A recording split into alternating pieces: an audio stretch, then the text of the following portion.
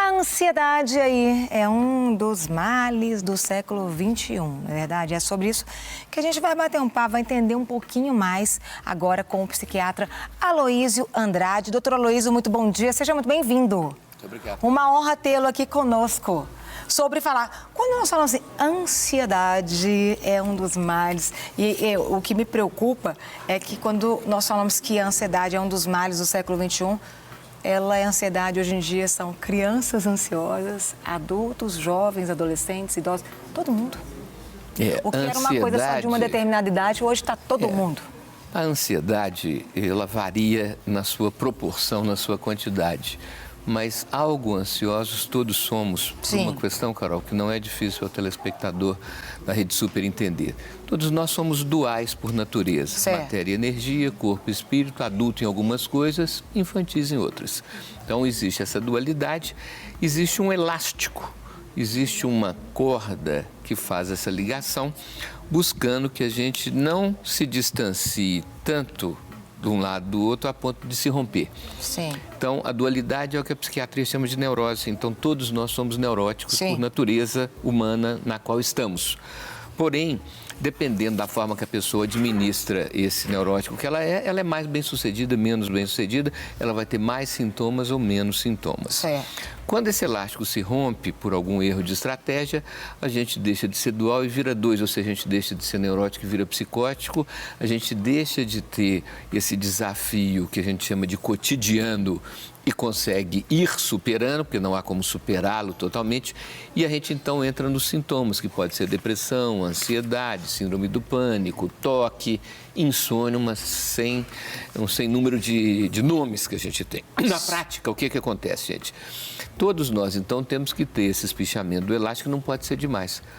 Se o elástico fica bambo, a gente fica deprimido, sem graça, não dá som a nossa corda, não dá som a nossa música.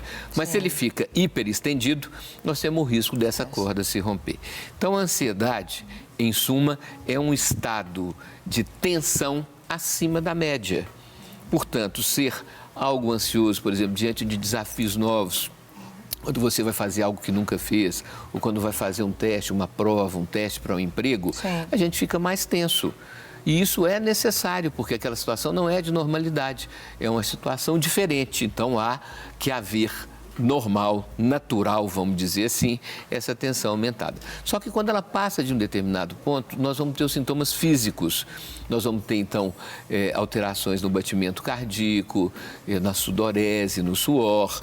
Tem pessoas que têm alterações intestinais, o intestino solta, ou ela tem uma dor localizada. O estômago também é um outro órgão onde a ansiedade interfere demais da conta, né?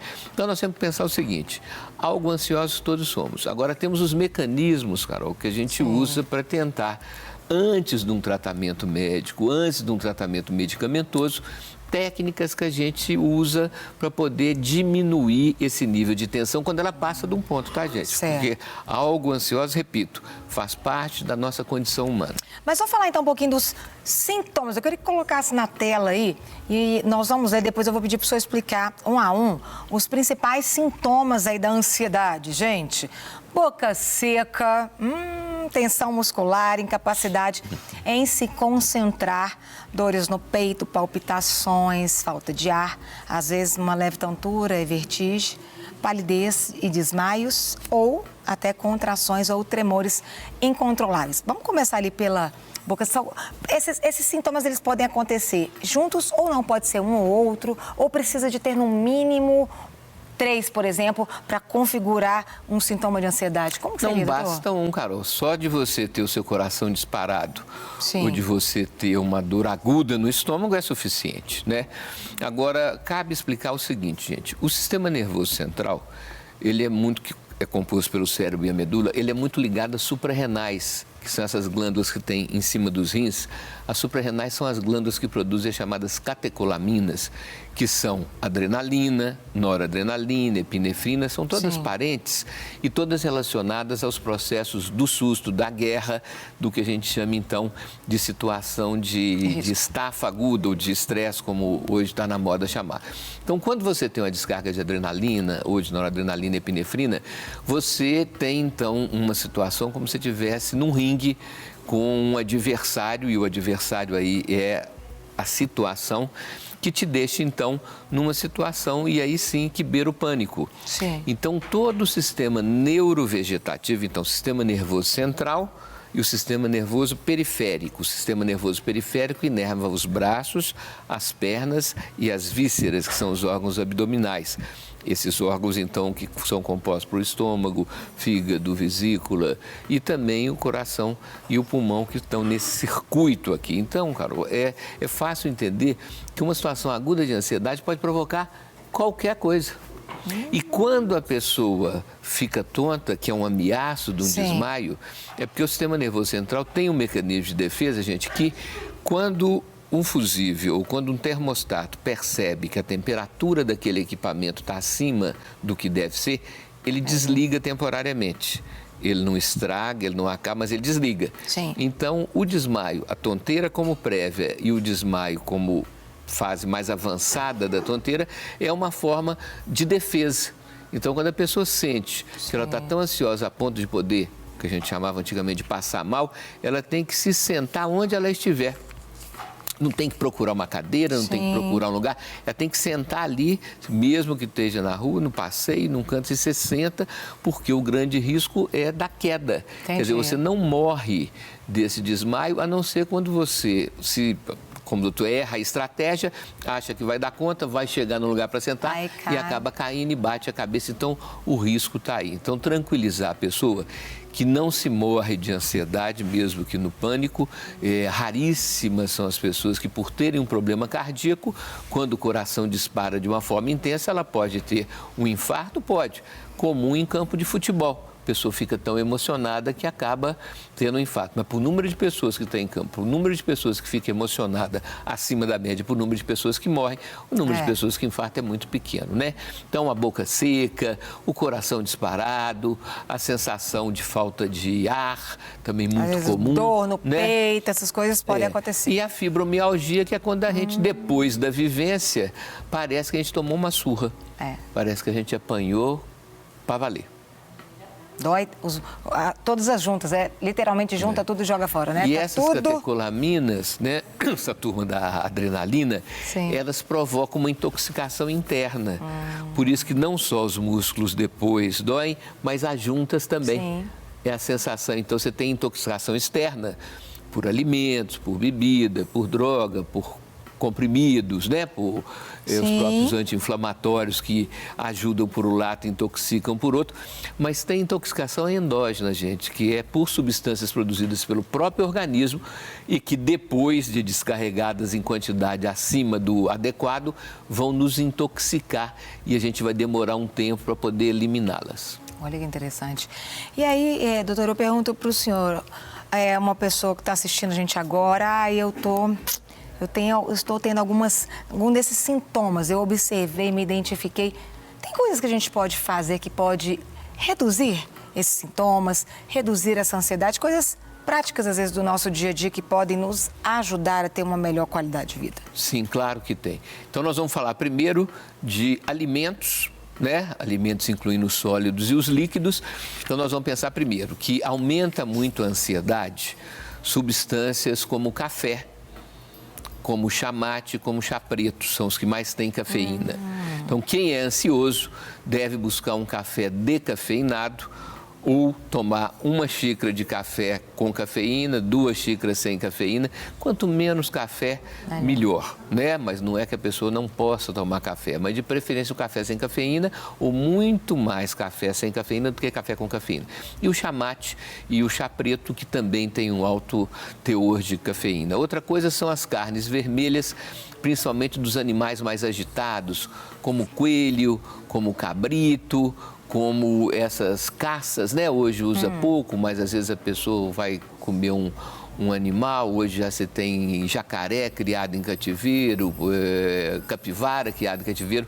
A caça são animais mais assustadiços e fazem com que a adrenalina deles, principalmente, lembrando que na hora que o animal vai ser morto, em geral, não se tem muito respeito, ele vê que vai morrer. Então, ele descarrega muita adrenalina no sangue e vai para a carne. Então, as carnes vermelhas e esses animais mais agitados devem ser evitados. Então, vamos falar agora para poder, então, a gente pensar no lado oposto. Então, plantas que podem ser calmantes, né? Então, a camomila, a melissa, que é a erva cidreira, tem também o capim-santo ou capim-São José, que é o capim-cidreiro, a passiflora, que é o maracujá, o briófilum, que é o saião, a valeriana. Nós temos um volume de plantas, Carol, e aí eu aconselho ao telespectador que faça um chá de cada vez, não fazer uma misturada de muita coisa, não, senão você não vai saber qual que está te ajudando e qual que não está. Entendi, porque cada organismo, ele reage diferente, às vezes, a determinado... Então, aí você estuda cada uma. O chá não deve ser muito fortão, o chá mais fraco, né? Se está no calor, você toma um chá mais frio. Se está no frio, você toma ele um pouquinho mais quente. E lembrando, Carol, não podemos esquecer que uma das manifestações da ansiedade é a insônia, que é quando a pessoa não consegue desligar. Por isso, mais ou menos 1 hora antes de você ir dormir, da hora de você dormir, né, que você precisa de dormir ou gosta de dormir, você tem que desligar qualquer tipo de estímulo, tanto visual, de muita luz, de muita variação de estímulo. E isso envolve computador, isso envolve celular, isso envolve a própria televisão. A recomendação é que você leia, de preferência, um texto bem bobinho, bem daqueles enfadonhos, né? Que nem quando você estudava e em vez de estudar, você acabava até babando em cima do livro, né? Então, 1 hora antes de dormir, se você parar de ter esse tanto de estímulo, vai melhorar bem, né?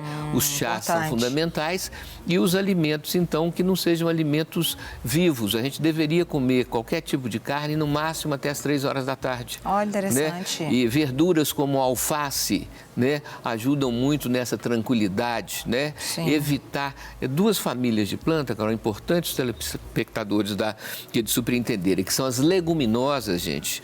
Tudo que dá vagem, tudo que dá baga, o feijão, o grão de bico, a lentilha, a ervilha, devem ser evitados à noite. Quem não tem problema com sono, não está nem aí. Sim. Mas quem tem problema com sono, quando come feijão, eu nem vou dizer feijoada, que pior ainda, mas qualquer feijãozinho, não, é um feijão branco, não. Se é leguminosa, se é baga, deve ser comida até a hora do almoço. Oh, interessante. E outro que essa daí vocês têm que anotar, porque é mais difícil de decorar, que é a família das solanáceas. As solanáceas, gente, são plantas que a florzinha delas, em geral, é amarela e quando está aquele solzão, em vez delas esconderem do sol, elas vão atrás do sol. Então, o tomate, anota aí, o tomate, o pimentão, o jiló, o quiabo, são plantas, são verduras e legumes que devem ser evitados à noite, tá? Então, quiabo, jiló, tomate, berinjela. A berinjela também deve ser usada até a hora do almoço. Porque, insisto, quem não tem problema de sono, come não está nem aí. Mas quem tem, isso pode ser um fator prejudicial. E só deixar para tomar calmante, gente, só deixar para tomar esses remédios que a gente chama de hipnícos indutores do sono, quando já testaram tudo quanto é tipo. E além dos chás, lembrando que você pode pegar a planta e concentrá-la e fazer a homeopatia, uma tintura mãe, extrato seco, mas aí já é uma questão com o médico, com um homeopata que se confie. Né? Mas começa pelos chás e por evitar certas más práticas. Você vê um filme de terror, você vê um filme agitado, você vê um jogo de futebol. Aconteceu isso, eu estava vendo a final do vôlei masculino, o que aconteceu? Acabou o jogo, nem era de meu time, eram outros 2 times, mas o jogo foi muito emocionante, passei a noite inteira sonhando. E só os cortadores do outro time que faziam a coisa. Desde de manhã, eu fui dormir meia-noite é hora razoável. Nós devemos tentar dormir, gente, nessa faixa de 5h30 a 6, pelo menos, até 7h30, 8 por noite, né? Mas nada de trem impressionante de noite. Isso mesmo, daí relaxa, é verdade. Como aqui, nosso programa, nós damos uma oportunidade para as pessoas falarem. Então, vamos deixar o povo falar o que eles acham sobre essa questão de ansiedade. Depois a gente continua falando. Bora lá. O brasileiro é o povo mais ansioso da América Latina, de acordo com a OMS. Esse mal do século XXI traz transtornos em ações simples do dia a dia. Será que você também sofre com isso? Você é muito ansiosa? Mais ou menos. Já fui. Hoje até que não. E como a ansiedade atrapalhou o seu dia a dia? Eu tive depressão e tive eclampsia na gravidez. Hoje eu moro numa área rural, né? Hoje, graças a Deus, minha saúde é bem melhor. Atrapalha para fazer as atividades, né? Assim, eu fico muito ansiosa e acaba que eu fico mal comigo mesmo e acho que nada vai dar certo e atrapalha no que eu vou fazer. E aí vai tipo uma bola de neve, sabe? Vai crescendo tudo e aí no final não dá certo ou acaba dando certo. Eu acho, tipo assim, aí eu falo, não precisava ter ficado assim, mas a ansiedade atrapalha um pouquinho no percurso da atividade que eu tenho que fazer. Você é muito ansiosa? Bastante. E como que a ansiedade atrapalha seu dia a dia?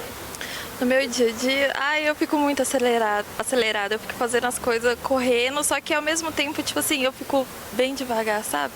Só que acaba atrapalhando mais a minha noite, tipo, eu não consigo dormir, porque o pensamento fica o tempo todo na cabeça. Eu acho que a gente se preocupa muito com o que vai acontecer, às vezes para apresentar trabalho, igual eu estou voltando da faculdade, a gente se preocupa se vai dar certo, se a gente vai conseguir ou se não vai conseguir fazer. Eu acho que atrapalha muito, principalmente nessa idade que eu tô. De faculdade, essas coisas. Agora que eu tô grávida, aumenta a ansiedade da gente ter a criança, a gente vai conseguir cuidar, essas coisas, aí fica com essa paranoia na cabeça. É interessante, a da faculdade falou que o tempo da ansiedade era na época dela na ansiedade, mas aí já a grávida já falou que período de gravidez é de ansiedade. Todo mundo tem uma história para poder justificar a ansiedade ali, né? Duas coisas importantes, mas muito importantes mesmo. O primeiro é que o grande problema da pessoa que é ansiosa acima da média adequada, suportável, é que ela não vive o momento que ela está. Sim. Ela está sempre pensando depois. Então, a coisa mais desgastante, o maior prejuízo de quem é muito ansioso, muito agitado, é que ele está aqui, mas já está pensando lá. Então, não desfruta esse momento. Isso causa muito acidente, mesmo acidente doméstico, né? Você está fazendo uma coisa pensando na outra, você perde o desfrutar da vida, que a única coisa que existe da vida é o presente. O passado já era, o futuro não aconteceu. Então, você viver pensando no futuro, isso te toma uma grande alegria, que é desfrutar a vida no momento, nesse que Clarice Lispector chama, nesse instante já. Outra coisa fundamental, Carol, que a gente aprenda as técnicas de respiração. Isso você tem na internet, técnicas de respiração.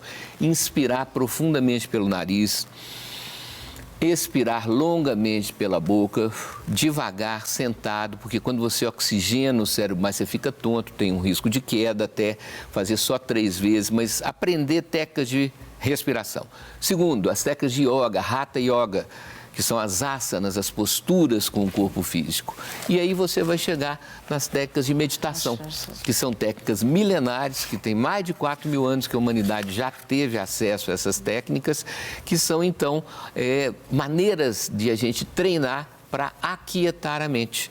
Então, isso é um treinamento, que nem você faz exercício físico, nem você faz musculação para fortalecer os músculos. Você pode fortalecer o seu cérebro e se tornar uma pessoa que vai aos poucos tomando as rédeas da sua vida nas próprias mãos. Isso é fundamental, tá, gente?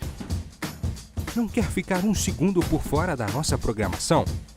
Agora você pode nos acompanhar através das plataformas digitais. Não perca tempo. Acesse, curta e siga-nos. Fique por dentro de tudo o que acontece por aqui. Rede Super, inspirando você.